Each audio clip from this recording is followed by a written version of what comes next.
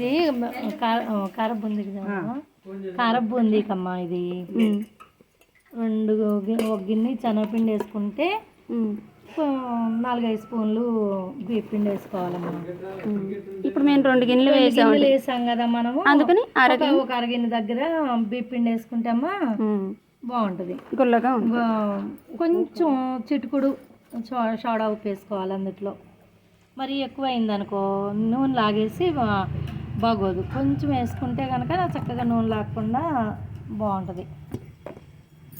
దానికి సరిపోను ఇలాగా ఇలా కొంచెం వాటర్ అమ్మ ఇలా చిక్కగా కలుపుకోవాలి.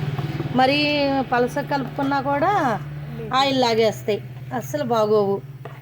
ఇలా కొంచెం ఇలాగ మన దోశల పిండి మాదిరి ఇలా చిక్కగా కలుపుకోవాలి.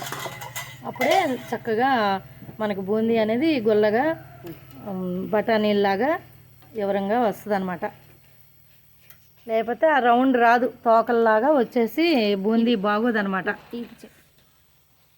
నీట్గా రావాలి అంటే చక్కగా చిక్కగా కలుపుకోవాలి. ఇదిగోండి అలా చట్రంలో వేసిన తర్వాత చూడండి.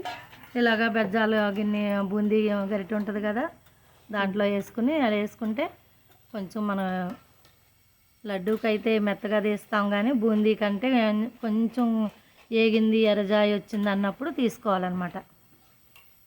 తీసుకుంటే దాన్ని అది తయారైన బూందీ అనమాట. అది వేయించితే వచ్చింది.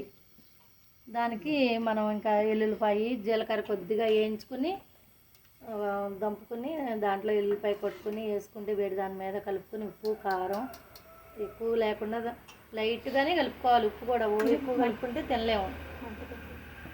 అలా చేసుకుంటే చాలా బాగుంటుంది అనమాట. ఆయిల్ లేకుండా పొట్టుల్లో కొన్నాయంటే ఆయిల్ అలా ఉంటాయి కదా, మనదైతే మంచి నూనెలో వండుకుంటాం, బాగుంటుంది మనకి. పిల్లలు తిన్నా ఏమి ఇబ్బంది అనిపించదు మనకైతే. మన నూనెలతో మంచిగా వండుకుంటాం. పొట్టులో అయితే కాకి నూనెలతోనే చేసుకుంటారు ఎంతసేపు.